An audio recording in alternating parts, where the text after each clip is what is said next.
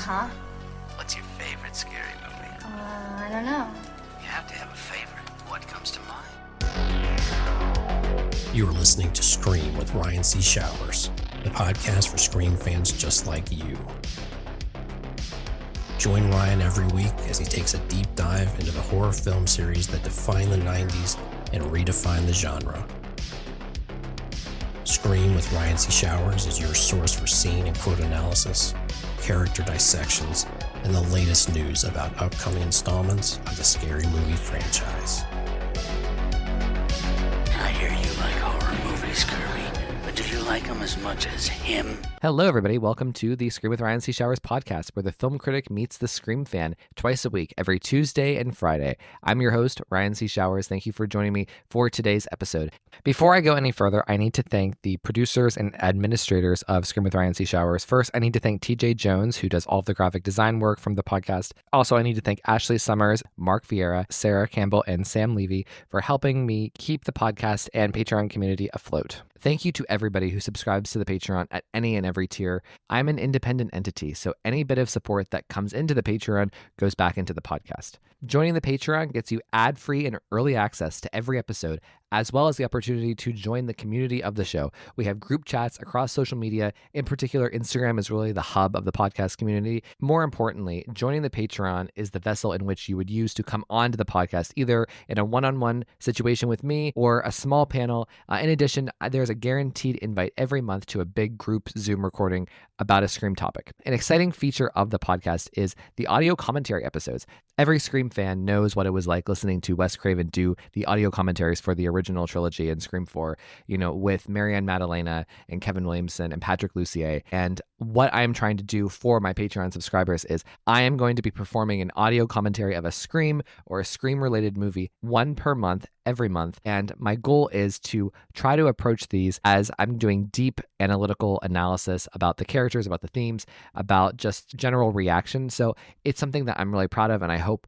continues to be a cherished part of the podcast. So the commentary is available as a normal podcast episode for anybody to listen to like they would any other podcast, but it will also be available as a video watch along. So everybody, please go over to Patreon, subscribe to Scream with RCS. I would be eternally grateful. So I need to go through and thank everybody over at Patreon who is subscribed as a stab investor or a daddy/mama Ghostface. So the daddy/mama Ghostface of the Patreon are Carrie Tenney, Brett Janovich, Corey Wilson, and Stevie Shears. The stab investors include Allie, Amar Karim, Tamika Jones, David D., Garrison Nichols, Gustavo Mora, Jess Mariano, Joey Nobarini, aka The Vault, Josh Calamari, Josh Carr, Scream Queens podcast, both Josh and Justine, The Horror Project podcast, Kevin Abner, Mark Vieira, PWO5, aka Philip Douglas, Quentin Harrison, and Sam Levy.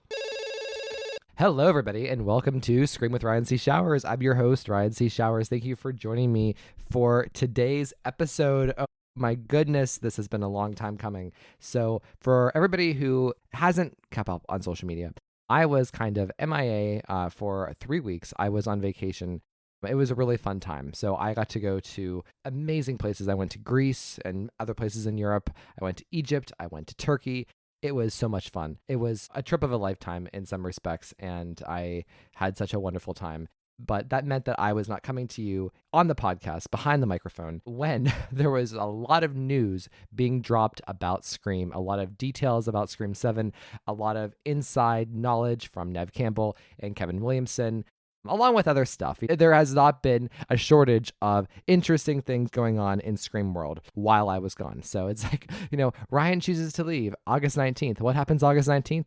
A million things, right? So in some respects, there was like times I was on my vacation and like I was really trying to be like unplugged on my vacation because, I love this podcast so much. I love Scream so much. I love being a part of this moment in Scream history and horror history. And it's a huge passion of mine. And with that comes my, I don't want to say obsession, but like my instinct to be plugged in and be watching and, engaged in what's going on. And I wanted to really take a moment for myself because it's been a long haul. It's been a long 5 years doing the podcast, juggling it with the rest of my life, but also just the past summer whenever we started doing 2 shows per week. And since I started editing the shows and I'm really doing basically most everything for the technical side of the show. It's been a busy summer, and if I was going away to Europe, I wanted to really enjoy it. And so I had this imagination thing of me going away and actually just like not being on my phone, not looking. And I was able to relax and I was able to decompress and stuff, but it was impossible. It was impossible to be completely unplugged in the way that I wanted to. But for that, I want to just give a couple people some special shout outs. So I need to thank Sarah and Sam, who really helped me keep my Patreon community alive while I was gone. I need to thank my friend Ashley, who she really has her finger on the pulse of the culture, of pop culture. She knows like what the current meme is, what the current of the moment like trend is, and she finds a way to incorporate it into Scream. So she is, of course, my producer and the creator of Squirrel and Spud over at Etsy. So please go check her out. She is amazing. And I also need to thank my friend TJ Jones, who, despite me being away, he worked diligently on graphics and yada yada for the podcast, which is his job. He is the graphic design person. So he is awesome. I have to share this though. So the first day I was gone, we flew to Athens, Greece, and we went on this big tour. It was like an all-day thing. And we went to the Acropolis, which is like this like very historic thing, kind of at the top of this big mountain. I'm not going to go into the history because frankly, I couldn't. Just Google it. Other people will be better than me. But TJ, he said something so funny. Okay. So, I was posting pictures mostly on my personal account. I wasn't really posting them from the Scream with Ryan C. Showers account. But he wrote something very funny. So I posted my photo dump of my day in Athens, and specifically at the Acropolis, because that's really like the money shot of being in Athens. And he said something so funny, and it relates to Scream people. So fucking listen. So he wrote Brent, who is my boyfriend. He says, Brent is watching Ryan smiling, thinking, so happy. He's absorbing the history. Meanwhile, Ryan is just in his head thinking about how the Partherian looks just like the set of Sid's play in Scream 2, imagining crazy-ass Deppy Salt popping up from behind a pillar. Where is the lie? That actually made me laugh out loud. It's funny because, so the big thing of this episode that we're going to be talking about, there's other things, there's other pieces of news that are unrelated to this, but in case you have been also MIA for the past 3 weeks from social media or from Scream World, there was a book released. It's called Your Favorite Scary Movie, and the author is Ashley Cullins. It's become a New York Times bestseller. It has the endorsement of Kevin Williamson. It is a really cool book. It's just, it kind of recaps a lot of the Scream history and a lot of the things that we know, but a lot of things that we don't know. So I'm not going to deep dive the entire book here in this episode because that would be too much. So the plan is for Ashley to come on the show in a couple of weeks. This episode really is going to be about Scream 7 and like the build up to Scream 7, whether that's like the Melissa and Christopher Landon Scream 7 or the Neve and Kevin Scream 7. So, but there's a lot of details in this book that are really juicy. So I encourage everybody to go out and seek it out for yourself. But we are going to be talking a lot about some of the things that arose in Ashley's book, specifically things that Kevin said, Neve said, and things that we've learned about Scream 7 along the way. So that is going to be a lot of this episode in addition to other pieces of news. So that's what you're in for today. However, but just for perspective's sake, I want to put everybody in the mind of Ryan C. Showers. This is the Scream with Ryan C. Showers. We're going inside my mind, okay? So I was in Athens, and all day while I was in the plane, then I get to Athens and I'm, absorbing the history, blah, blah, blah. They're just, everyone's posting these facts about what's going on in the book. And it's just like, boom, kaboom, kaboom, kaboom, kaboom. And a lot of it's juicy. And you'll see as I go through the episode, if you haven't kept up with everything on social media. And I was like, I was being such like a prima donna, so dramatic about before the fact, on my birthday, I was like, I'm going to unplug on this vacation. And it was about 24 hours into Athens, I get a text from my producer, TJ, and he says, this dude is more plugged in than ever. And I'm like, again, guilty as charged. What can I even say? So it is what it is. So, but before I go on to talk about Scream, I just want to give a little bit more perspective on my cruise because it was really special. This trip had some amazing talent. So first of all, the stops were amazing. The cruise was amazing. The community was amazing, but the entertainment was probably one of the best parts of the trip. So for my Drag Race fans out there, we had none other than season 4 All-Stars winner Monet Exchange on the ship. And we had All-Star Season 5 Top 4 and Season 9 Top 5 Alexis Michelle also performed on the ship. And Brent and I actually got to like hang out with them, both of them. And like, I mean, it was a long trip. So like we got to hang out with Monet a couple of times. Like we rode on the tender from the boat into one of the Greek islands with her. And we got to hang out and talk to her in the pool. And it's so funny because Monet Exchange, one of the most like, charismatic people in the world, right?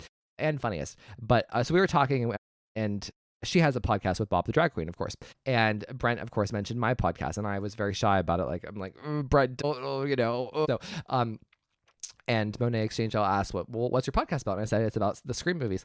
And she told me that she's only seen one Scream movie, and it's Scream 6. So this is how the conversation went. Okay, so we were sitting in the pool, you know, drinking, whatever. Oh, what's your podcast about? Oh, it's about the Scream movies. Oh, did you like Scream 6? And I was so caught off guard by that question. I was like, where is she going with this? Does she know? Does she get, you know, so anyways, so I was at a loss for words. I was like, yeah, I mean, I love, you know, I love that they gave Courteney Cox that big sequence. And so I didn't know if Monet was like especially plugged into Scream or especially not plugged into Scream. And it ended up being the latter. So she told me that she's only seen one movie, and it was Scream 6, that her friends kind of dragged her to see Scream 6, but she really liked it. So that was very fun. And I didn't get to talk to Alexis Michelle about Scream. There just wasn't really time. We were talking about other things and, you know, throughout the trip, but it was really fun. It was just so cool too, because not only did we get to meet and hang out with people from Drag Race on the ship, but one of the most talented people in the world also performed on the ship, and that is Audra McDonald. She is a 6-time Tony winner, and she is an actress. We have all probably seen her in something, right? Even if you don't know the name. But she was on the spinoff for The Good Wife called The Good Fight, and she had guest starred in The Good Wife a couple of times throughout the years. But she was the co-lead with Christine Baranski in The Good Fight. And anybody who listens to me knows that besides Scream, like through the universe of Scream and horror, The Good Wife is like my favorite thing in the world. Like I got to meet Julieta Margulies last year. Love The Good Wife. Like before Scream, the intensity and passion I have for Scream, imagine that like in a younger and more immature Ryan. And that was me with The Good Wife. Okay. So the fact that like Audra McDonald was on the ship was so cool. So Audra, huge Broadway icon. So, of course, the crowd ate her up. But it was just so fun because at her show, so we went to both, like, so she had 3 shows, we went to 2 of the 3. And the first show, it was the first time she performed on the ship. And it was so cool. So Brent and I got there early, right? And we actually, how it ended up, it was like we sat down, and then Alexis Michelle came and sat next to us. And then her piano person, like her musical composer, also joined, and then Monet Exchange and her boyfriend came and sat in our group too. It was just like, what is my life that I'm sitting here watching Audra McDonald sing and perform? You know, this woman I loved on The Good Fight, who's won 6 Tony Awards, and I'm sitting next to Monet Exchange and Alexis Michelle. Like, this is just wild. So it was just so cool. But you know, Audra McDonald was amazing, and I'm gonna tie this back to Scream as I do, you know, because while she was singing, and you know, a lot of there were other performers on the ship who sang songs from like different Broadway shows and like really emphasized like Broadway in their performances and talked about it a lot, and like but specifically Audra, because that's her whole shtick, right? And I was so inspired by just the culture of what she was doing and what she was saying. And you know, I think one of the greatest compliments that you can pay any artist or any person out there who does art in some respect is like when someone is watching you or watching them, they make you want to learn more about the culture or become more involved in the culture. And, you know, that's how I kind of felt about watching Audra McDonald that night. And I think that, like, I definitely felt that way about Scream back before I started the podcast. I mean, not that I was never not involved, but, like, you know, for instance, like, I remember, like, a year before I started the podcast, you know, just remember, perspective, this was Oscar blogger, podcaster Ryan, who didn't have his own show, watching people like Zach Cherry on YouTube talk with such authority and expressing his own viewpoints and opinions about Scream in the universe. And I was just I remember being so inspired by that and being like, I want to do that. You know, I want to know more about that. And I think that there are some people, I get this from people sometimes, and it's not necessarily in the words that I just said, but it's the same kind of elusive meaning, like to have such a command over like the language and understanding over something like Scream or the late 90s horror slasher or Buffy or something like that. Like, it's like knowing all of that, like sometimes it's so appetizing to somebody else. Like when you, and I just think it's such a great compliment to the person who is speaking, right? Is like whenever you have such control over something that it inspires someone else to want to learn more about it. Like, I think that's such a beautiful compliment, and that's kind of what I pay to Audra McDonald. So anyways, okay. But, just to recap and close this out, like, it was just very odd because this is like, okay, I'm just, for perspective's sake, so I'm recording this here Friday, September 5th. I haven't seen The Conjuring yet. I love The Conjuring movies. I haven't seen the new one yet. Can't wait. Anyways, okay. So, but, I was just like, so it's been like a whole month really since I recorded anything for the podcast.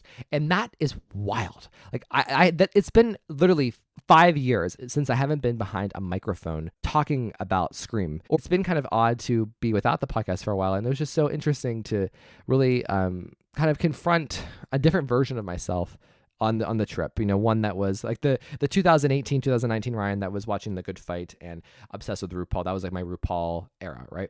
So, but anyways, so I mean, like there was a lot of like overload on the ship among different things. So just meeting and seeing these wonderful entertainers, right? But also like getting all the Scream news, and then there were other things like everything that went on with Taylor Swift, and I'm going to talk about that at the end. Like, oh my God, can you imagine me being on a cruise ship, hanging out with Monet Exchange and Alexis Michelle, and seeing Audrey McDonald, and Sabrina Carpenter's new album is coming out, and all this tea about Scream 7 is coming out, and Kevin Williamson saying this, and Neve Campbell saying this, and then Taylor Swift posts that she and Travis Kelce are engaged. Like the kids, the youths, the Gen Z, they use the term being overstimulated or whatever. I was overstimulated on the ship. I was just like, oh my God, what is happening? Oh. So, but anyways, okay. I mean, one last thing before we get going with Scream stuff is like Sabrina Carpenter, she released her new album, Man's Best Friend, that came out. It's very fun. I hope everybody can listen to it and give it a fair chance. It's not as iconic and awesome in the same ways as her previous album, Short and Sweet, but I encourage everyone to listen and have fun with it because she is a horny, heady bitch, and I love it. And she's going to be on Taylor Swift's new album, Woohoo, which I will talk about soon. Okay, let's talk about Scream because, you guys are sick and tired of hearing me talk about crap that is unrelated to the podcast. So let's do it, okay? So first and foremost, one of the best parts of my cruise was I was sitting drinking, as I do, and I be bopping around, and my friend Tristan, he messaged me and he told me that Cat in the Hat, the villain of the Scream fandom right now, had moved its release date from coming out the same day as Scream 7 to November 2026. My God, do you guys understand? Like, this was like a lot of people, and especially now in retrospect, they'll be like,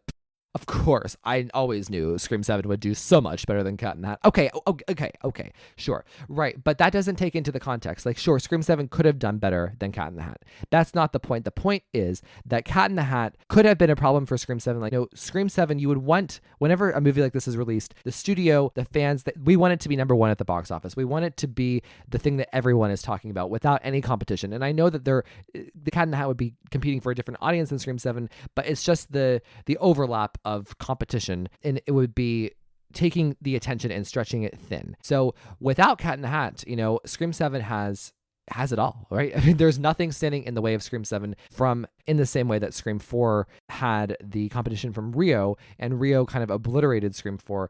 And we've talked about the idea of like, family films and like how, it kind of draws in the parents and the kids. So you have double the box office, and so it doesn't matter. Cat in the Hat is gone. It's out of the way. Scream fans, we do not have to think about it, talk about it ever again. I'm not going to see it in November. It's dead to me. Okay. But the bottom line is Scream 7 has nothing standing in its way from having the weekend to itself, from just ruling the world, especially in February when, everything's cold and like it's a great time to release a Scream movie, kind of in the same way that January was a great time to release Scream 5, February was for Scream 3, March was for Scream 6. I think Scream 7 has everything cleared for it to be number one at the box office, have a huge opening weekend, hopefully more than Scream 6. Like, I'm hoping for a 50 million opening. That would be the greatest thing, So, Cat in the Hat, out of the way, goodbye. So wait, what does Sabrina Carpenter say in her album? She has a really funny line in the song called Goodbye. Forgive my French, but fuck you, ta-ta, Cat in the Hat. Bye-bye. Thank you for bowing out of this competition and letting Scream 7 have its thing. Okay, so the other point of interesting news is that Kevin Williamson's show on Netflix called The Waterfront was canceled by Netflix. So they had one season come out in June. For some reason, Netflix didn't want to renew it. So that means that Kevin Williamson does not have this ongoing project anymore, which means that his schedule is free and clear for a potential Scream 8 and 9.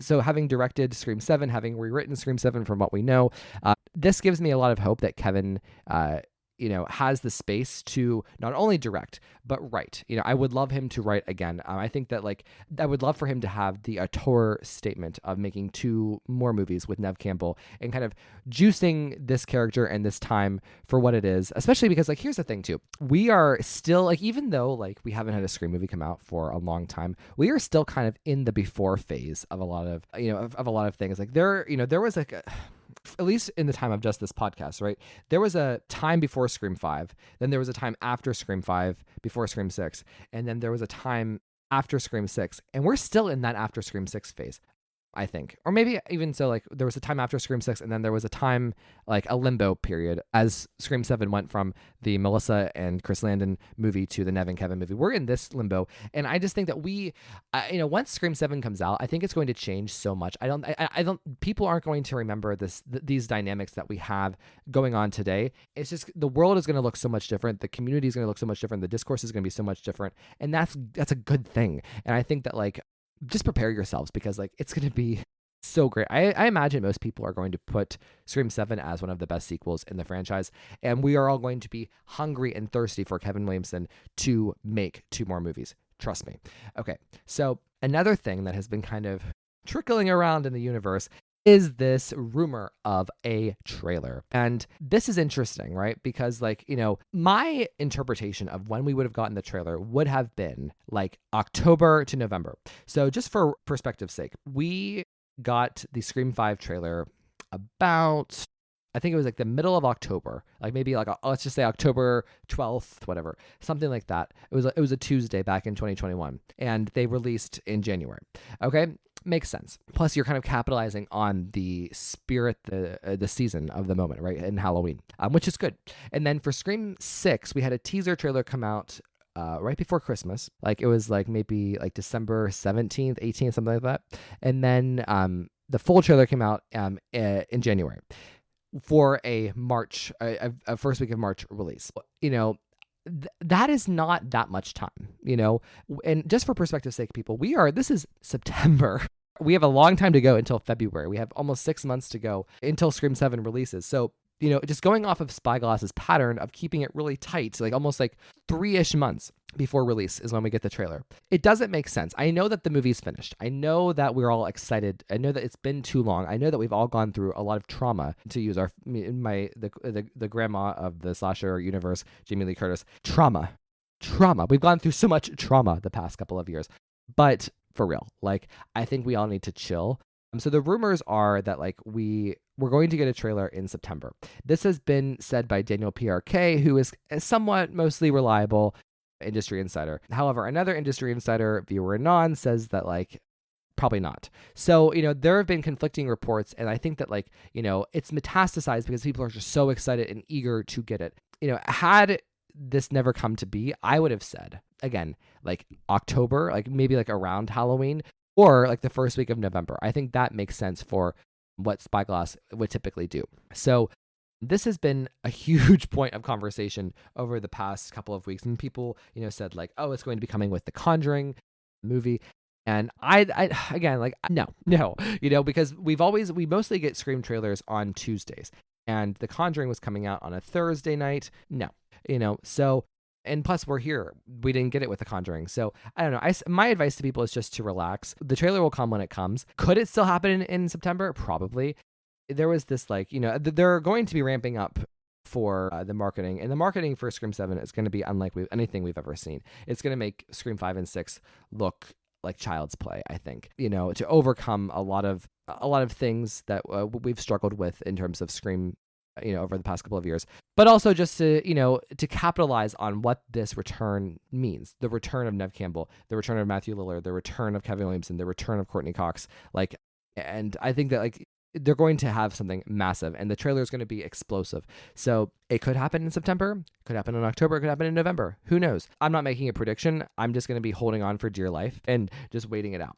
But a consequence of this is longtime listeners of the show know that my friend Joey Valisi, he is a best-selling LA Times writer who wrote 2 spec scripts for the podcast, Scream 7 and Screams. They're episodes 112 and 155. I love these projects so much. Like, it was so much fun to do them with Joey, and people really, really loved them from what I gathered. And Joey and I have been working on a script for to kind of round out our little trilogy, our little story here, because we had a Sam-led film, we had a Gale-led film, and we wanted to do a proper Sydney story. And part of the allure of doing these scripts was that we were not predicting what was going to come in the real Scream 7 that would be released as a full-length feature movie, but it was more so just being creative and thinking about the possibilities of what in Scream 7.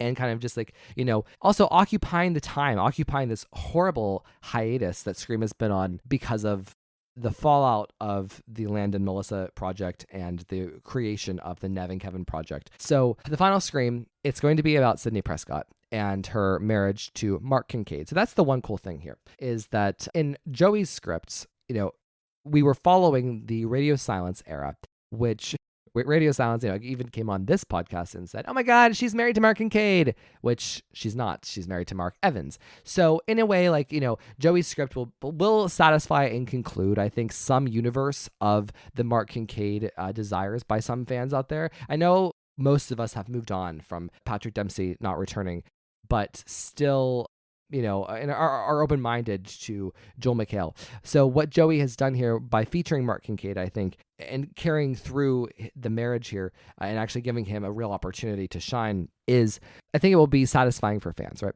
So in this universe too, Sydney has 2 daughters, not 3, and the 2 daughters are both very little. So as compared to the real Scream 7, which is going to be a teenage daughter, 17, 18, Tatum, played by Isabel May. Joey's vision for the final Scream is much different from the real Scream 7. So before, I really wanted I really wanted the final Scream to come out before we got a trailer, but it's just, it's impossible now because we don't know when the trailer is going to come. And I think what we're going to do is we're going to be pushing the final Scream, the release of the final Scream script on the podcast, to the Tuesday before Thanksgiving. That to me feels right. I think there won't be any big Scream news that week, and I really want Joey's script to be respected and have the space that it deserves and the attention of all of you, that when we're not distracted by a trailer or by this or that. So, that is the plan. And I will say, so Joey has given me the first 90 pages of it. And for perspective's sake, Scream 7's script was 127 pages. Scream's script was about 108. He's already at 90 pages, and I would say he still has 40% of the script to write. So this script is probably going to be about 150 pages. So it is a very lived-in, writerly, detailed, full of life kind of script. And I was reading it, and I was thinking, okay, well, let's see if there's anything we can actually cut here. And there's nothing. I have to say, I adore what Joey did with Scream 7, and I adore what he did with Screams. But this is my favorite, I think, of the 3 scripts that we've made. And it's also most likely going to be the last time that Joey and I do this, that we write a script and perform it in this way. And I really want to do it right. I want my performance of the script here on the show to be as good as it can be. And I want the script and the story itself to be as good as it can be. And I have to say, Joey's delivering that. It's so cool. And of course, he's kind of structured it in our typical Scream 2, Scream 3 way where, Sydney it's like a Sydney scene, a Gale scene, a Sydney scene, a Gale scene. And he's really given Sydney a really wonderful personality. Imagine the personality we see of Sydney in Scream 2 at the beginning, the first act of Scream 2, where she's just living her life and the trauma hasn't really infected her yet. He's kind of capitalized on that. He's made her funny. He's made her natural. He's given the chemistry between Kincaid and Sydney a real juice and a real backbone. There are several moments that remind me of their scene in the police station in Scream 3. And Joey writes Gale so well. So you guys, you're in for a huge treat with the final Scream. So please check in back in November. I think it will be fun to have a holiday release. People are often traveling for Thanksgiving, either by plane or by car, or they're just at home hanging out. And this will give you guys something to look forward to. That isn't the real Scream 7, but we're all going to be, from this point on, we're just going to be becoming more and more and more excited for Scream 7 until it releases. So I feel like that could be a good opportunity for Scream fans to enjoy this time, to enjoy a Scream-related project like this that isn't Scream 7. That's still, it's very different from the real Scream 7, but it still features our favorite ladies. And Joey, of course, he's such a talented writer. But like, I was reading this script, and I was reading, from start to finish. I read it twice on the plane, and then on the ship, and I was just blown away by it. Like, oh my god, like this is so good. It's very domestic, which is good. I think we all love a domestic Scream story. But he gets Sydney and Gale so well. And knowing where the arc is going, I think people are going to love the arc. Especially fans of the original trilogy, you're going to love the arc. So stay tuned. Okay.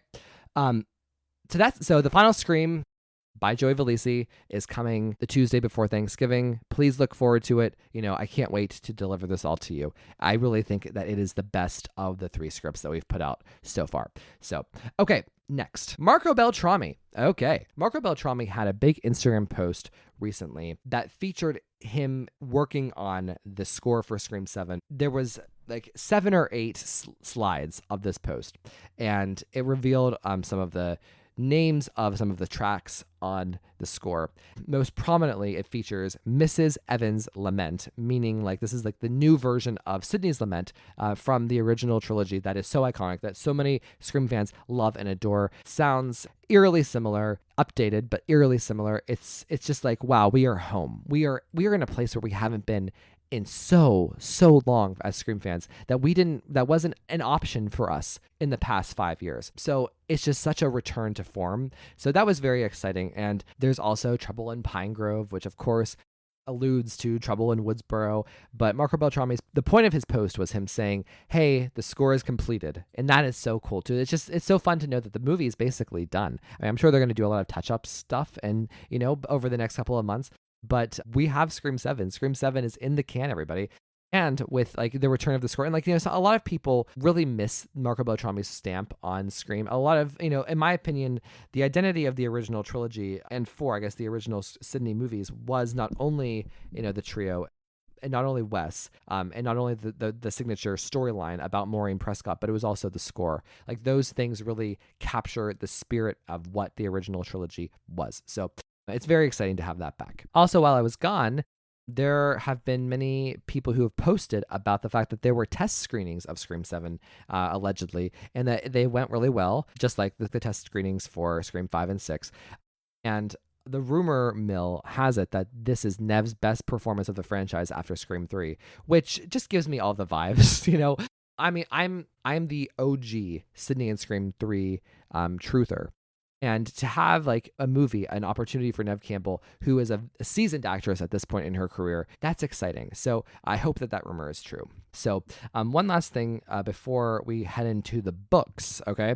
I wanted to talk about Gale Weathers for a second because as I was reading Ashley Cullins, Courtney actually pops up once in a while, and she talks about how she really loved Gale's scene in Scream 6 and that it has one of her favorite lines for Gale recently, which is, how's that for nostalgia, fucker? Which is also my favorite line from Scream 6. Let's be real. I love that line.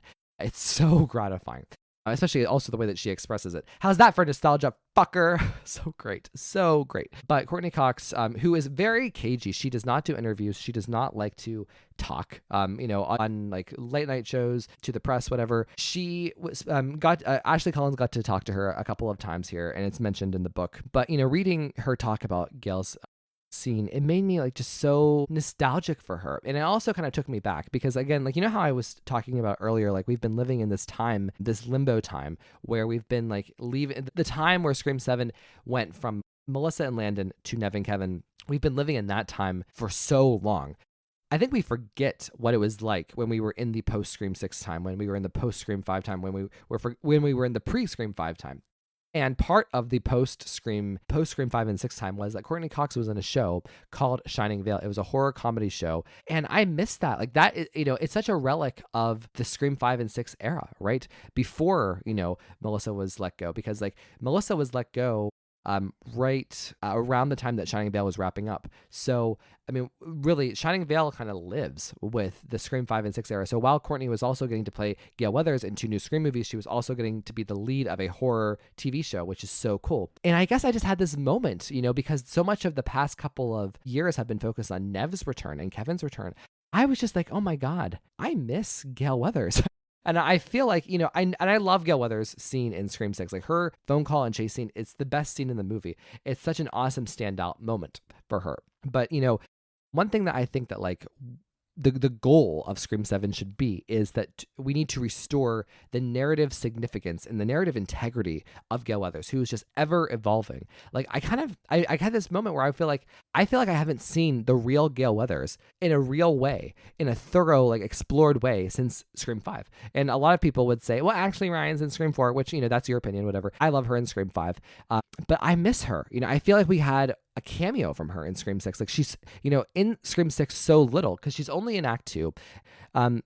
Even before her scene, every time that she's there, she doesn't really feel like she's even there. Like even the scene with her and Sam in the shrine, it's so focused on Sam. They keep cutting away from Gale every opportunity. It's like they were so afraid to show Gale.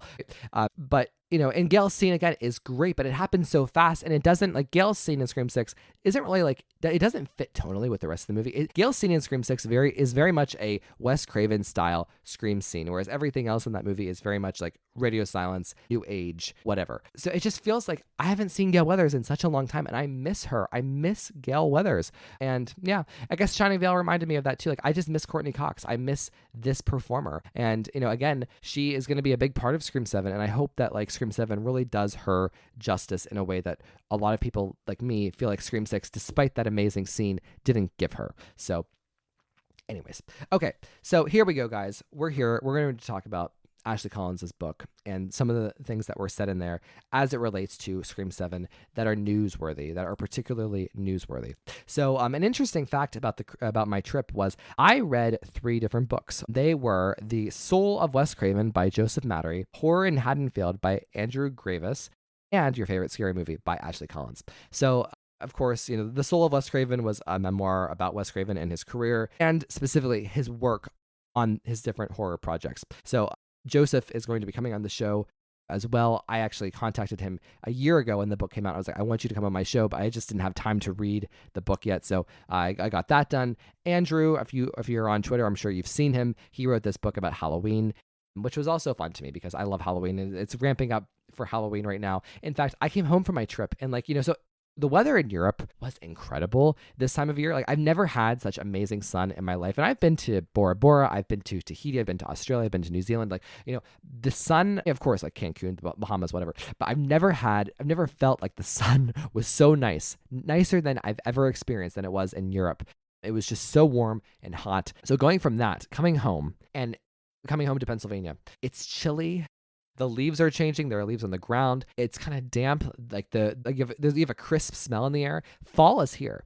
So I'm excited for Halloween, of course, because I love celebrating Halloween. And also, with that, Andrew, his book about Horror in Haddonfield is coming out. So it was fun to read that because it almost got me preloaded for Halloween in the fall season. So, and of course, I read Your Favorite Scary Movie by Ashley Cullins, which we're going to talk about here. So yeah, let's do it. Okay, so let's get into it. So the first thing that I saw from the book to come out was this quote from Neve Campbell that really made me reflect on the fact that, like, yes, she understands exactly what we need from a Sidney Prescott story in this moment in time. So she says that it was her job to think about how challenging it would be to make the choice of even to have a child if you're Sidney Prescott. Then, if you did have children, the stress and fear that you would live under about the history coming back to you. And she says, I don't want to give it away, but how she chooses to parent is a big choice and perhaps different than how others might. So this is very interesting because, this is what people want to see. We want to see Sidney as a mother, of course, but specifically how she interacts with her children about her history and her paranoia. So, and we can contrast this with, of course, how Laurie Strode has been depicted over the Halloween movies, but that's very fun. So that just goes to show that I think that Neve has been very thoughtful about Sidney's parenting and Sidney at this stage in her life. And I think that what this means is she is not phoning in anything about this new movie with Scream. So anyways, but also from Neve, which is interesting, she was very candid about her role in the creative direction of Scream 7. Even Kevin said this, and this quote has kind of spread like wildfire, and everybody has a fucking opinion to say about it. So basically, Kevin said that Neve wants to go back to the first one and find the suspense and really concentrate on scary, not bloody, and basically that Neve really wants to focus on the character development here. and the suspense, which I think is the right move, right? But like this quote has been reported, over-reported, and shared, basically as though to say that Scream 7 will not be bloody or gory or violent, which I think is so silly. Like, this is a horror movie, and it's by Kevin Williamson. Like, look at his movies. They are all very scary and violent. And, like, I think that, of course, we're going to have violence and blood and gore. But, like, it's not... But I think what the point of this is that we're going to focus and concentrate on what made those first 3-4 movies really great, which was the balancing of character development with suspense as opposed to just spectacle. And I think, like, if for my opinion, my money, I think Scream 6 is all spectacle. I think Scream 6 is kind of like, it's all flash, no cash. And in terms of like the ideas being so sensational, it sensationalized things.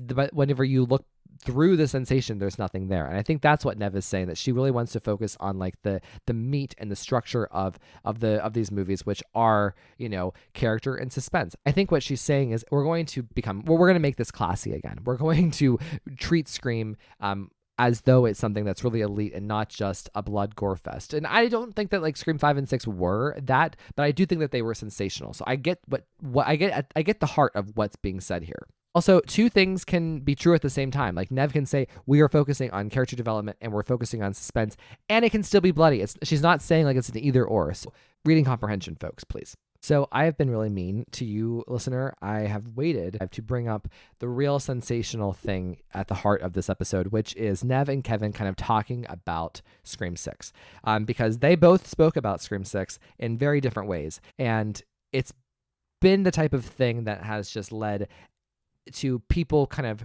retreating to their tribal sides here. And me included, right? Because like, we all have very strong opinions about these movies. We love these movies. We love the franchise, and we want our favorites to always, come out looking the best, right?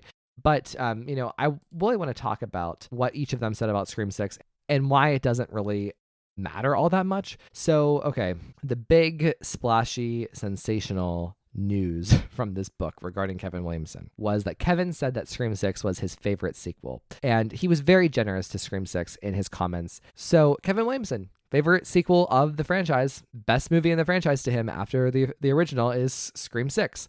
So that's what he said. And this led to, of course, everybody, all of the Gen Zers who are boycotting Scream 7, and who have said horrible, awful things about both Neve Campbell and Kevin Williamson for the past 2 years. Suddenly, oh my God, Kevin bestie, right? And it's so funny. Not only were like the Scream 6 people really going hard with this, which if they want to, sure, whatever. You know what? Like it's cute. Kevin Williamson said that Scream 6 is his favorite sequel. Cute. And if you love Scream 6, feel your feels, whatever. Don't care. But the funnier thing was, like, again, I was in Greece and there was a time difference. So like whenever this came out, like it was like in the middle of the night for me. So I woke up to a string of people mentioning me. Oh my God, someone check on Ryan C. Showers. Oh my God, Ryan C. Showers is gonna be so mad that Kevin Williamson said this. Oh my God, Ryan C. Showers is wrong because Kevin Williamson said that Scream 6 is his favorite sequel. Oh my God, Scream 6 is the best. Oh my God, Ryan C. Showers is so wrong. Okay. But that's what I woke up to. And I kind of found it fun because it's just like, so Kevin Williamson gives you this affirmation that makes you feel your feels and really makes you feel like, oh, my favorite movie is being validated. Why are you thinking about me? Why am I the first person you think of, and you turn it into a negative as opposed to celebrating, oh, the person who wrote half of the movies and who's directing the new movie and the creative force behind this franchise is agreeing with me. Why are you looking to me to put me down? Because I've shared my opinion about Scream 6, and an opinion that many fans agree with. Like, why is that the first chess move that you go to? Because here's the thing too, like, so I think it's funny. It's just like the Taylor Swift song, I Bet You Think About Me. And so if you want to define your love for Scream 6 by whether I like it or not, go for it. But as it pertains to Kevin, so here's what I'm saying, because I also got some messages from people being like, how could Kevin say this? And my opinion here is like, Kevin, he is in an interesting position, and I see him doing this. First of all, if this could be his truth, and like if this is his real authentic self, good for him.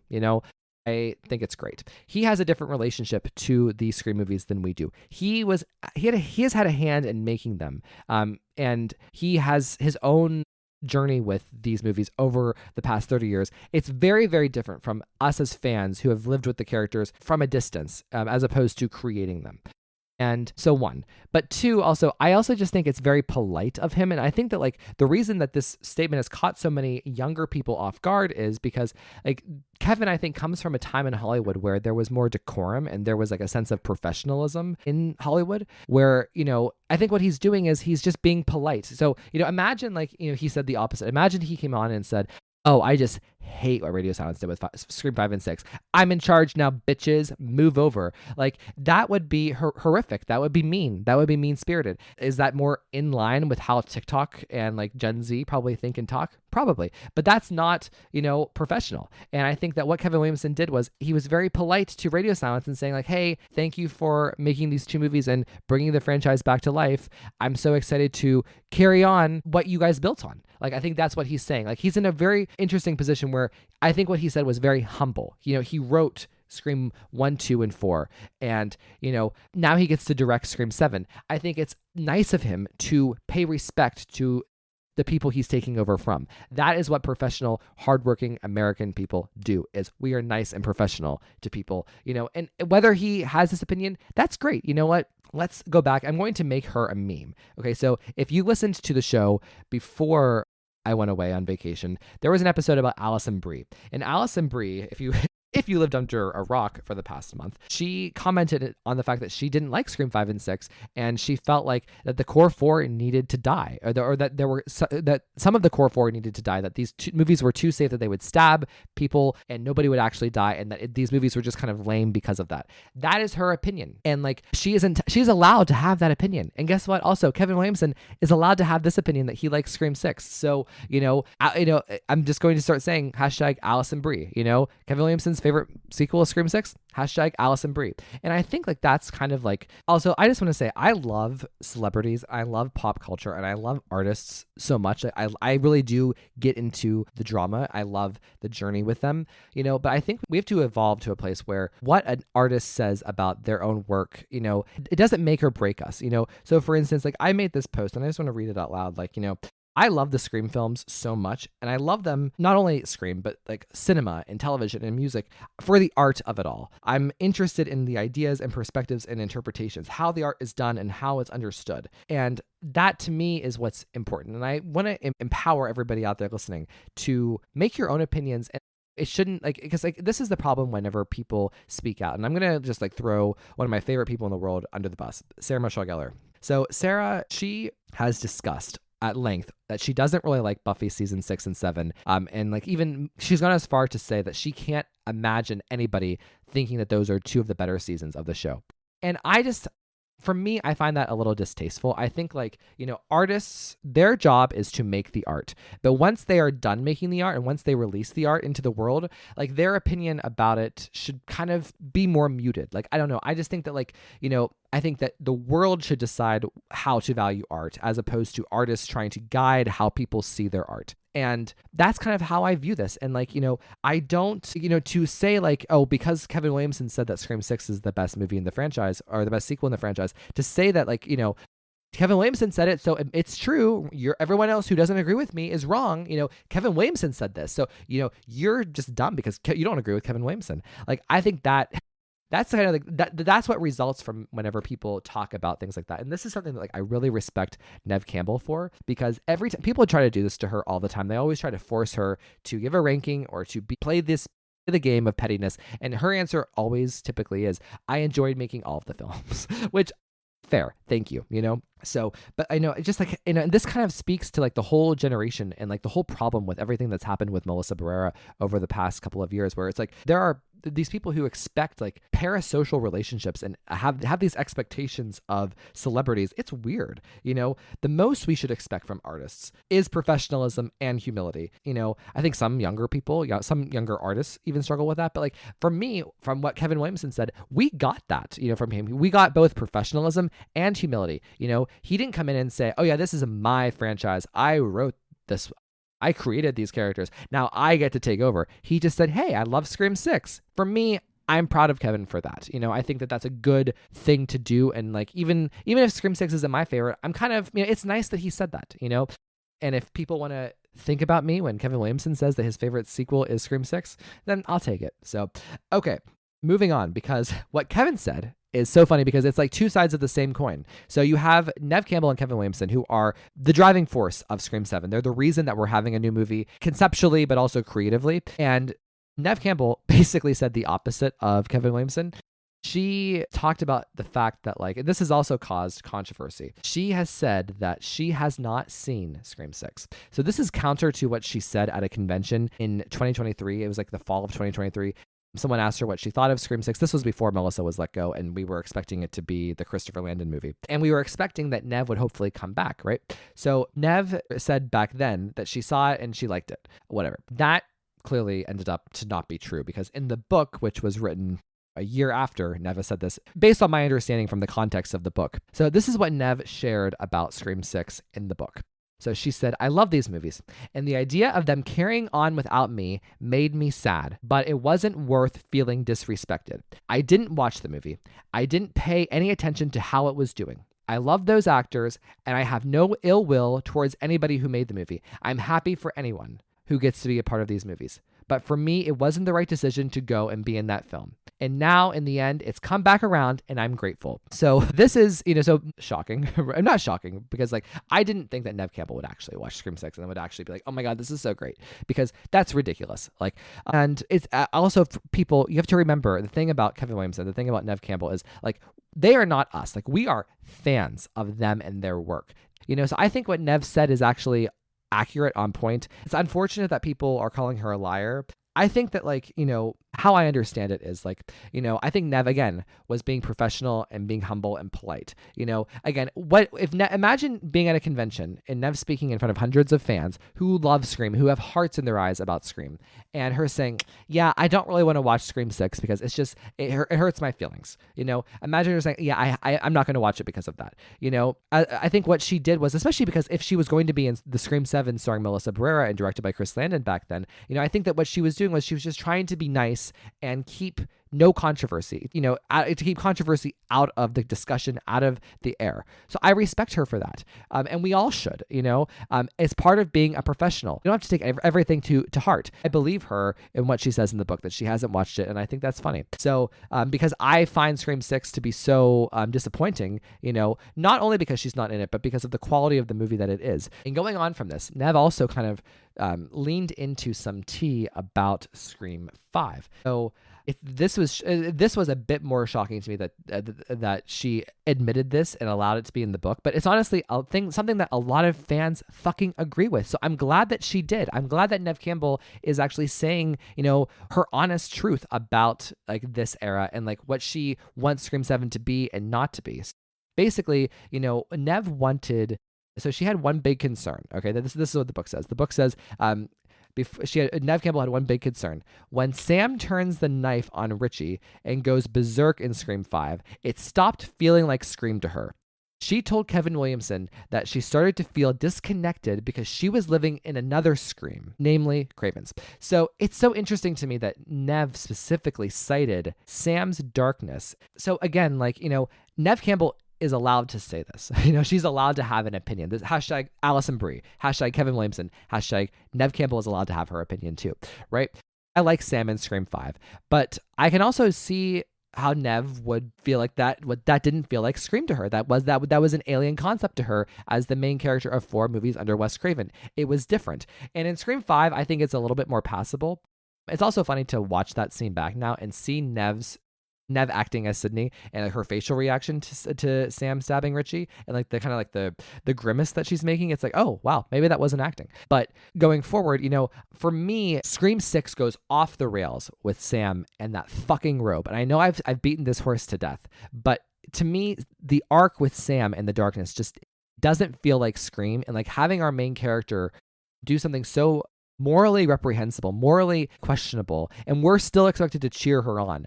I think that's what Neve is getting at. So even though Neve hasn't seen Scream 6, I think that she and we are on the same wavelength. We are saying the same thing, just in a different way. And I think that's important that she spoke up and said this, and that Scream 7 will not be like this. Scream 7 is not going to be is not going to be glorifying an anti-hero or frankly someone who is murdering people, right? Or who has this darkness in it and it's being celebrated as like, something that's good. I'm glad that Neve Campbell recognizes that that was not Scream and that we're moving past that. And going on with that, Neve actually talked about radio silence more candidly in this, and she didn't say anything bad, but she talked about like the finale, and she talked about the fact that like she was hesitant to say like, I don't know if this is working, guys. I don't think this feels like Scream. And she says, so this is the quote. She said, I hesitated to say it, but I felt this certain way. And she said, Campbell says with a laugh, she says, the monologue was way too long. I remember standing there in the finale during the scene and going, this can get cut. We're losing the audience. We're losing me right now. Oh my God. The way that Neve just said that is a brutal read. That is like the library is open, folks. We're losing me right now. Sidney Prescott is standing in your finale. She's a part of your finale, and Neve Campbell playing her is saying, you're losing me right now. Oh my God, the shade, the fucking shade. Oh my God. So anyways, that is very funny. But anyways, so it's interesting too, because David Arquette in this book, he talked about like first of all, David Arquette said in this book that he is a team Stu is a live person, which seems right. That fits. That fits with David's vibe. But anyways, he talked about how he didn't feel like what Scream 5 and 6 were doing, or specifically Scream 5, what Scream 5 was doing was not really on point with Scream. He says, I'm reading through the script and I was like, oh wow, Dewey's got a great role in this. And I kept going and I was like, oh, that's why, meaning his death. And he said that he was never going to say, I'm not doing it. I'm not going to let Dewey die. He said, that's not my place really. He said, so Ashley Cullins wrote, he did have other notes though. His biggest concern was that there was too much emphasis on Dewey being a drunk, which Arquette says just didn't feel right for the character. So they dialed it back and showed his struggle more subtly. Interesting, because I don't think Dewey's alcoholism is subtle at all in Scream 5. Imagine what the first draft of that script looked like. Oh my God. David says, the whole time I was reluctantly kind of upset. And then he's talking about Dewey's death. He says, plus you have to go on and keep a secret for a long time, lie to people about it, put a smile on your face, which is hard to do. It was hard. I thought about Wes a lot in that movie, just in general, and the time we had spent together. That to me was that quote turned really, really sad. So he says that he was reluctantly upset about this the whole time. So reluctantly upset about the death, reluctantly upset about Dewey being a drunk. And I think like maybe people would be more accepting of Dewey's death if they hadn't made Dewey into a shell of a person we used to know, like the worst version of him, And I think that's a lot of things stemmed from that. But it's interesting here. He says, like, again, you want to talk about being professional. David Arquette is the goofiest motherfucker I've ever met in my entire life. Yet he says, you have to keep a secret. You have to lie to people. You have to put a smile on your face, which is hard to do. That is good. That goes back to my quote that I said in my post a couple of minutes ago about being professional and humble. So if David Arquette, the goofiest person in the world, can be professional and humble, so can everybody else. So can Gen Z. So, but it makes me really sad to think that like David was thinking about how this new script made him not only die, but also kind of a drunk. And he says, I thought about Wes a lot on that movie, and that makes me really sad. Oh my God, oh my God, oh my God. So thank you, David. Okay, let's keep going here. So regardless, the point of all of this, the point of the past, 20 minutes of me talking was like Kevin Williamson can say Scream 6 is his favorite, and Neve Campbell can also say, I didn't like the way that these new movies portrayed Sam's darkness. It didn't feel like Scream, and I'm not going to watch Scream 6. Though both of those things can be true. It's like kind of two sides of the same coin. So, but at the same time, none of it really matters because, Kevin Williamson can have his opinion and Neve Campbell can have her point of view to make these movies. But, their opinions shouldn't matter to us in terms of forming our own opinions or even affirming our own opinions. Like, we all should have our own point of view and our own thought process and our own intellectual capability to be like, yes, this is what I think about this movie. And we should be willing to hear other people's points of view, but not feel dictated to by them or not feel, pointed down to like, I can't have another opinion that isn't Kevin Williamson's, or you know what I mean? So I think that's kind of like the whole point of all this. So anyways, let's keep going and talk about what Kevin said, because Kevin has some really juicy stuff here. So when it comes to Scream 7, he says that like, that's the story I care about. That's the Scream I've been wanting to see. And again, because many people agree with you. It's like, we have been wanting to see Sidney Prescott in her orbit. Thank you for years and years. Thank you, Kevin. That's the story I care about. That's the Scream movie I want to see. And he says, I'm really excited that we're going to be able to touch on some themes and ideas and go back to some of the origins of Scream. It'll be a little nostalgic, but we're also going to have a lot of fun. I think it moves the franchise forward.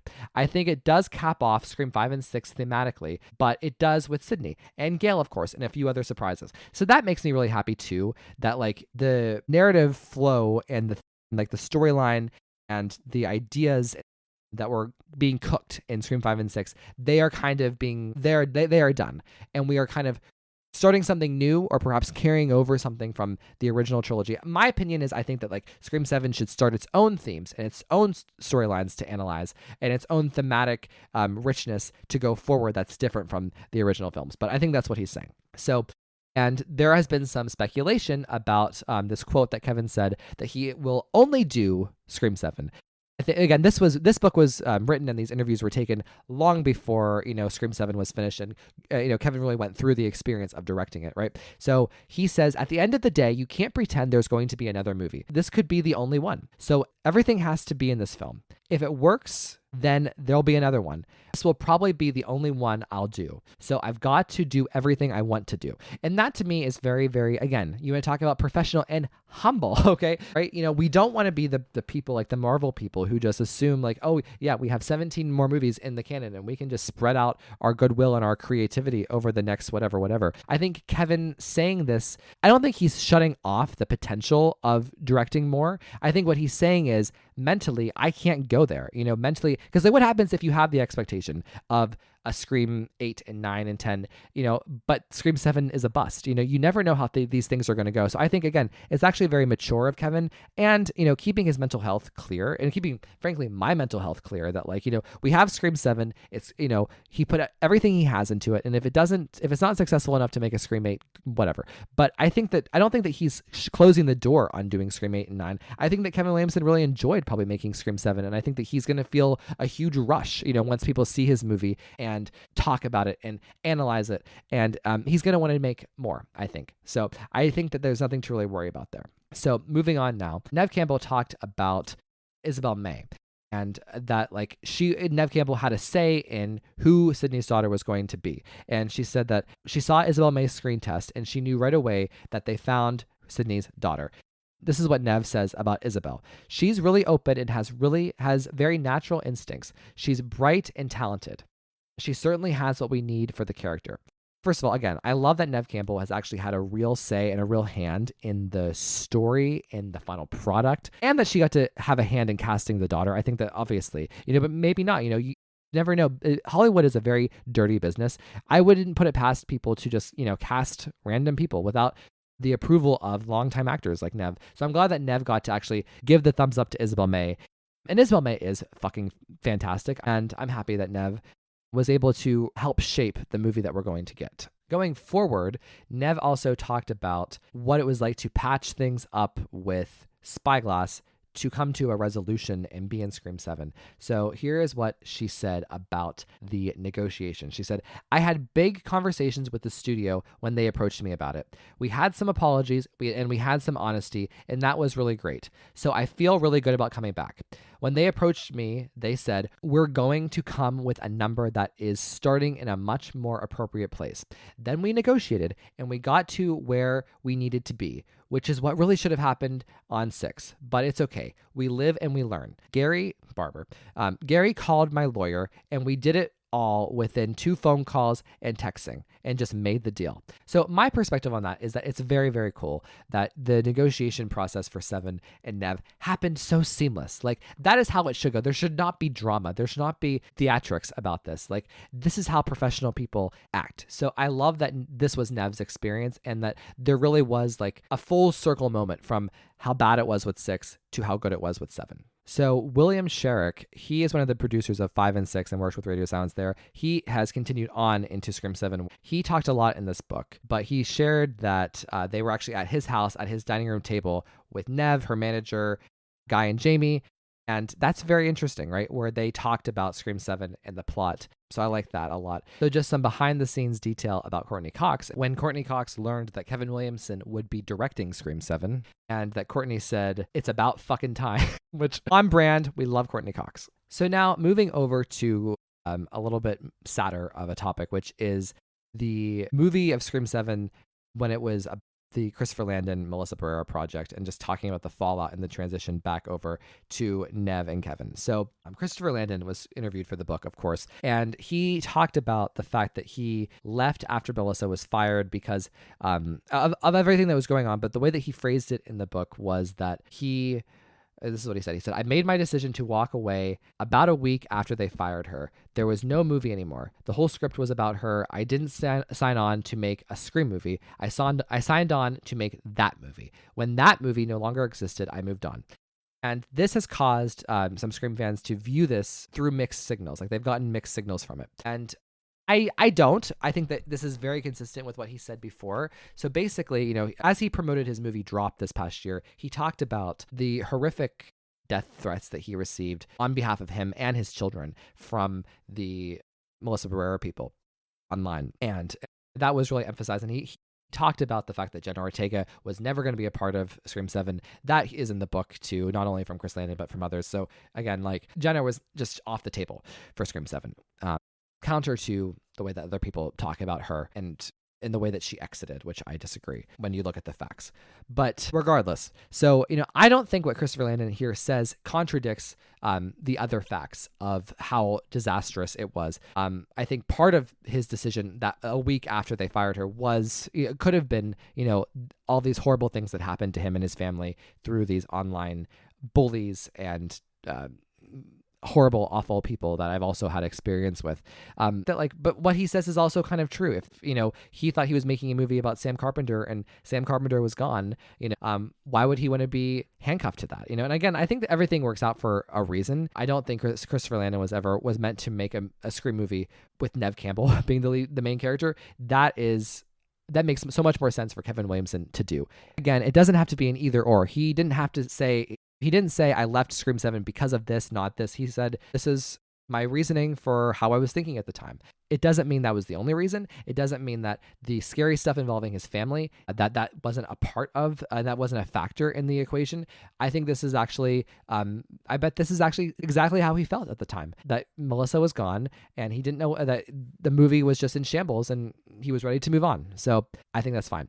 Also, Jasmine Savoy talked about the fallout of everything in the book because she, of course, was part of the core 4 in Scream 6 and part of this other universe, and she's now carried over into Scream 7 where we're returning to Sydney and Gale as more of the focus. But here's what she had to say. She says, "It has been really sad and stressful. Often actors are expected to know as much about politics as politicians. In today's day and age, everything is online. Everyone thinks they're an expert in everything, which isn't the case. I also think that there is a clear difference between talking politics and standing up for people who don't have a voice." And she says, blah, blah, blah, blah, blah. "I can't imagine making this movie without Melissa and Jenna. It won't be the same. On the flip side, I do care about Mindy and the fans, whatever." And she says that, she wouldn't mind a return of the core 4 one day, even if it's 20 years down the road, which again, could happen. We've all thought about it. We've all talked about it. It's on the table. It's plausible. And, whatever. Also really appreciate what Jasmine said here. Again, going back to what I said about being professional and being humble. I'm glad that Jasmine said this about politicians. Like, I don't believe actors should be so responsible for speaking about such weighty issues. Their job is performing. And I think putting expectations on actors that we should be putting on other people, that is a problem. And I think, that problem lies more with people online, more with like a really aggressive partisan groupthink than it does for normal everyday people. So I really appreciate that Jasmine Savoy had that to say. So I want to start to wrap up with a quote from William Sherrick. It's that they started from scratch with Scream 7. They did not really carry much over from the draft of the script where Sam was the lead and whatever else. So interesting. We like that. So they didn't, what I'm saying is they didn't like take the Act 2 set piece of that script and just change the character names and put it in this movie. So that's great. Also, William Sherrick shared that he says, "Our movies 5 and 6 are nowhere remotely close to 1, 2, 3, and 4. They are inside very specific guardrails." Interesting. I like that. And so as we exit the book, I want to talk about so much in this book, because Ashley got such amazing details from all of these creative people. However, I can't. I would love to share some more inside stuff, specifically about like the Scream 4 production that Kevin has shared in this book that he hasn't previously shared.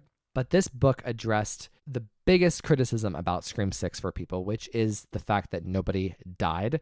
And for me, people like me and my friend Zach Jerry, who have criticized the logic in Scream 6, so basically, hashtag Allison Brie, right? They address this very specifically that I'm going to go into in a moment. But to read this book, it's very interesting because, the first 4 chapters kind of play out as you would expect, kind of covering the beats and the controversies that we all kind of know and love. But then we get to Scream 5 and 6, and it's interesting because like there's very little Jenna and Melissa in this book at all. But for 5 and 6, like Scream 5, Radio Silence obviously narrates a lot of the chapters about 5 and 6. But Scream 5 is really defined by like the Jack Quaid stuff, in my opinion, like Jack Quaid's interview and his anecdotes and his point of view. And then Scream 6 is the twins. You have Mason and Jasmine, but also Kevin Williamson and Radio Silence too. But again, like there's so little Melissa and Jenna in this book. It's very interesting. It's almost just like, the universe is kind of like sending a message in a way. I don't know. It was just odd. So the last big Scream detail that I want to cover in this episode is what they say about the lack of logic and specifically the kills and how they're unbelievable and how it's different from the other films. So while Radio Silence used this phrase on set to kind of excuse any holes in logic, they would say, oh, it doesn't really make sense that this happened, but ham sandwich, so who cares? So I'm going to explain what they mean by ham sandwich. And it's a quote, it's an idea that came from Kevin Williamson, allegedly. And it says, it's like you're watching TV and you're totally satisfied and everything's going great. The show ended, you get up from the kitchen, you go make a ham sandwich, and you think, wait a second, that didn't make sense. So I guess the philosophy of this is like they want you to be watching the movie and having fun, and you're just on a roller coaster and having so much fun, blah, blah, blah. And then you're not thinking about the logic because you're just having so much fun and the story's so compelling and the acting's so good and blah, blah, blah, blah. And that is what they want you to do. And then it's okay if the logic doesn't make sense because you're having such a great time watching what you're watching that you're not thinking about the logic. And the idea is if you only think about the logic when you get up to make a sandwich, like after you've left the movie, you're satisfied, you're happy, you're going to get something to eat, and then you're thinking, wait, did that make sense? So their bar, I guess, was they just want everybody to be happy as they're watching the movie and having a thrill ride. And it doesn't matter what you're thinking about during the movie as long as you're happy. And then once you get up to make a sandwich, then you can start thinking about the plot holes and the logic. They don't care as long as you're just having a blast in the movie. And to me, that just seems that is horrible. Like, I'm sorry, like I grew up in a time where, the internet poked holes in every single kind of illogic plot moment in the first 4 Scream movies. And we argued about it and we thought about it and we tried to make sense of any kind of potential flaw in those early movies. And then to think that like Radio Silence isn't even trying. They're not even trying to make sense. They're not even trying for the logic to work out. They just want everybody to be distracted by the sensationalism. To go back to what I said earlier, everything is sensational. Everything's ooh la la. It's like razzle dazzle. The scene from Chicago with Richard Gere where, he plays a lawyer in the courtroom and he's basically doing this sensational stuff to distract the jury from the real truth. And that's kind of what I get from the ham sandwich philosophy, which is, we can do whatever we want as long as people are having fun. And then once you start thinking about it, then the logic may not make sense, but you had such a great time watching it. Who cares? I don't like that. I just think that that's such a bad way to make movies. And that's the reason why so many people, I think, have soured on the Radio Silence movies, in particular Scream 6, is because upon rewatches and upon history and thinking about it, a movie isn't just the first time you see it. A movie is about a legacy. A movie is about lasting time. Steven Spielberg would never say, oh, ham sandwich.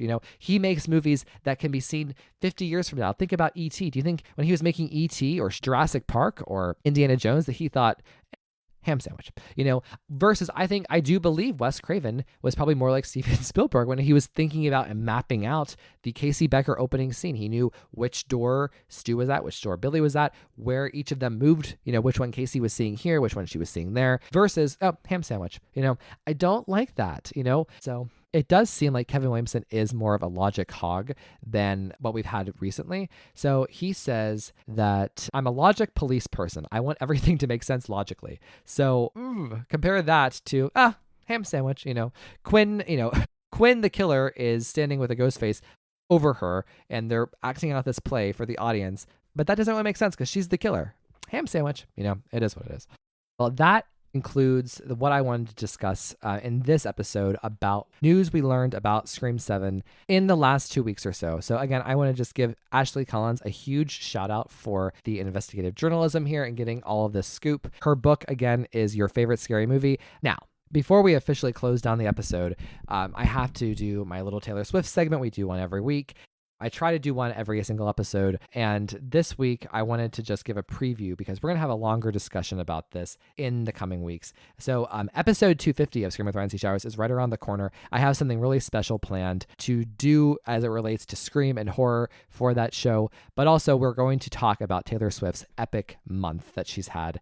Really, it's like an epic 2 weeks. So in her most recent album, The Torture Post Department, her lead single was called Fortnight. Now, a fortnight means like a period of 2 weeks. And she truly had a fortnight. I'm sure this was intentional. I'm sure it's an Easter egg, whatever. But so she went on her boyfriend, now fiance's podcast, the New Heights podcast, by Jason and Travis Kelce. And she gave an interview that is the most intimate into her thoughts that she's ever given any type of media outlet in history, okay? And it was very special because, right, she was with her boyfriend and they're such an iconic celebrity couple. Everybody knows about them and their relationship, from music, from the NFL, like it's a big deal.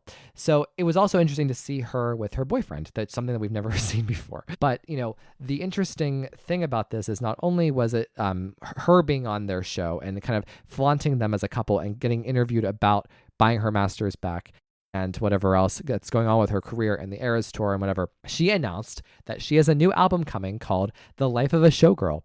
It is releasing October 3rd, which is Mean Girls Day, of course. Hey, do you know what day it is?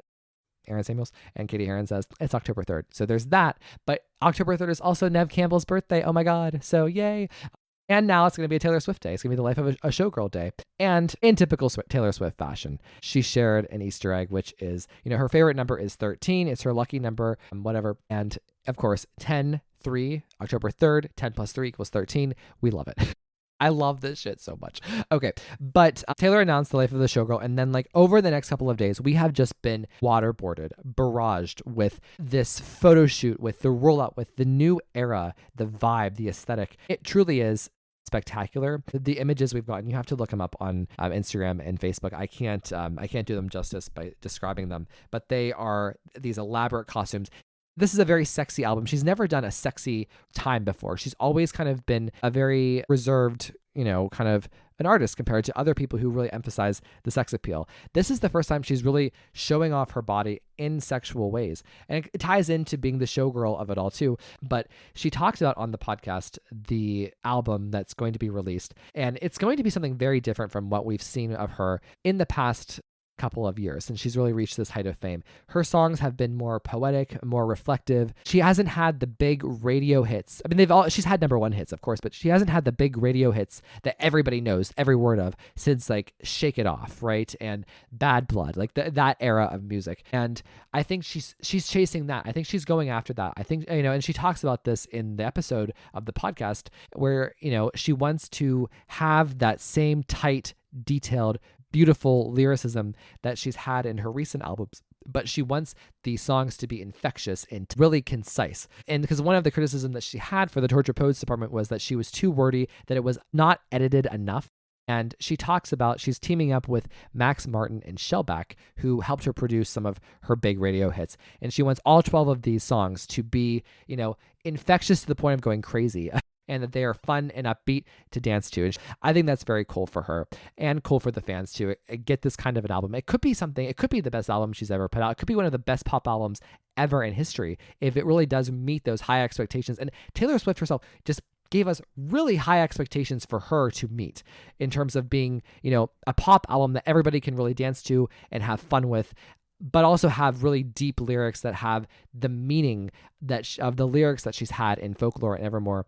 I love that she is this ambitious, and I can't wait for the new album. So there's that, okay? But in addition to that, I alluded to it earlier, it was announced on August 26th that Taylor and Travis Kelce are engaged to be married. They posted on Instagram a photo shoot of them in this rose garden, him down on one knee, them hugging, a picture of the ring. I think everybody will remember where they were when they realized or they found out that Taylor Swift is engaged. I was on deck 7 of the ship drinking a Cosmo, and I opened up Instagram and I saw, oh, Taylor Swift posted 5 minutes ago. Let's check. So I saw, and I was just like, I mean, I was expecting, deep down, I knew it was going to come soon. I think that she did that podcast interview with Travis to kind of soft launch this relationship to her fans. I know Taylor Swift is a very protective person. She would never have done an interview so intimate and vulnerable and explicit, a 2-hour interview with a boyfriend, if they weren't the final person that she's going to be with forever. So, I mean, I think that there was a little part of me that knew it was coming,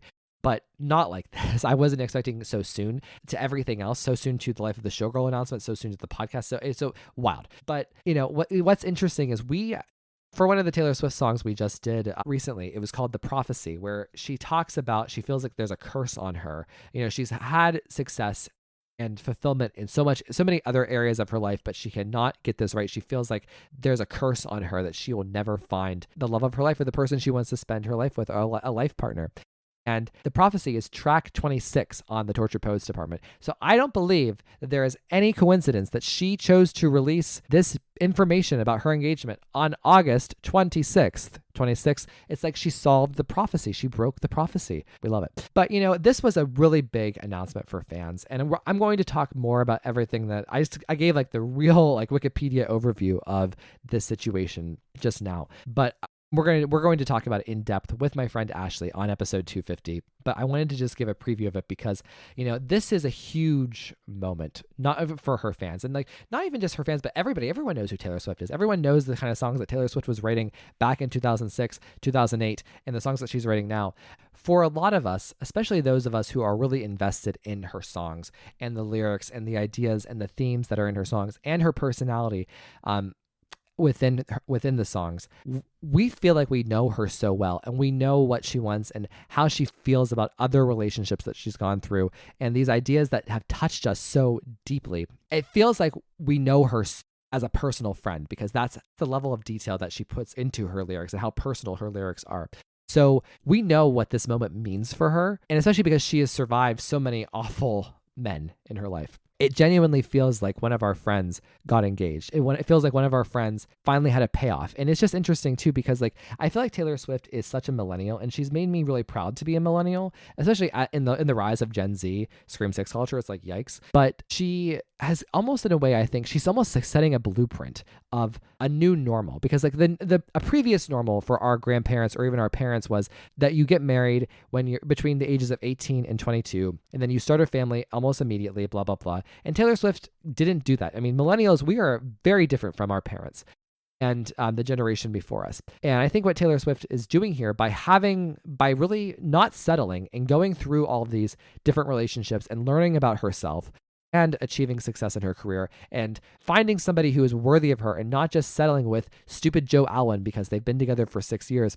I think what she's saying is like, yeah, you can be 35, 36, 37 and get married to the person you actually want to get married to forever and avoid your first divorce. So I love that Taylor Swift is rewriting the rules for all of us. So it's so gratifying for a lot of people. It's so emotional. Like the next day I listened to Fearless, her second album, which is kind of like, it's for people who are not Swifties. It's the album Love Story on it, and it has You Belong With Me. Like those are the big 2 radio hits from that era. But Love Story is about an engagement. It's about like this relationship that grows into an engagement, right? And it was just like, I had so much adrenaline that day, so much happiness, so much fulfillment for her. It just feels like a huge payoff, a 19-year payoff of a close personal friend. Even though she's not, she'll never know who I am, who any of the Swifties are in the Patreon, who any of us are in general, right? But that's the power of her music. And I just want to share this quote from somebody that I saw recently, where they said that if you don't like Taylor Swift, it's because you haven't needed her yet. And that is so true. I think it speaks to why all of us got so emotional and so involved and invested in this relationship with Travis Kelce and this happily ever after that she's getting. So anyways, and interesting to know that The Life of the Showgirl will not necessarily be the Travis love story album. We're going to go through the different tracks, the names of the different songs on whenever we could talk about this on episode 250. But this really does seem to be about her life as a performer and what's going on with her in all facets of her life. And I think Travis is, again, he's a slice of that life. He's not all of that life. So, despite rumors that this would be like the, ooh, I'm so in love with Travis album, it's probably not going to be that, which is nice. So, okay. Well, everybody, thank you so much for listening to this epic episode catch up. I hope you enjoyed hearing all of the Scream news, hearing about Taylor, hearing about my trip. I am so excited to continue on with Scream 7. It's okay that Kevin Williamson says his favorite sequel is Scream 6. It's okay that Neve Campbell says that she doesn't want to watch Scream 6. It's okay that Neve Campbell said that Sam's darkness doesn't really feel like Scream to her. Hashtag Allison Brie. If Radio Silence can lead their films with hashtag ham sandwich, I'm going to be leading my podcast with hashtag Allison Brie, meaning we're all allowed to have our own fucking opinions. All right, everybody. Thank you so much. I also need to thank some new Patreons to Scream with Ryan C. Showers. Thank you so much to Anthony Archer, to Call Pan, and I need to give a special shout out to Dustin Putman and Ryan Burke. Thank you so much for supporting the show. Thank you for supporting me. I can't wait to go on the Scream 7 journey now. Now that I'm home from vacation, I feel like, wow, we're at a fresh new page. We're entering the Scream 7 era. The trailer is among us. Oh my gosh, everybody. The trailer, the movie, the release. Such a fun time to be a Scream fan. Thank you, everybody. We will see you next time. All copyrighted material used or referenced in this show belong to their rightful owners and made possible by the Fair Use Act. Number 3, never, ever, ever, under any circumstances say, I'll be right back. Because you won't be back. Get another beer, you want one? Yeah, sure. I'll be right back!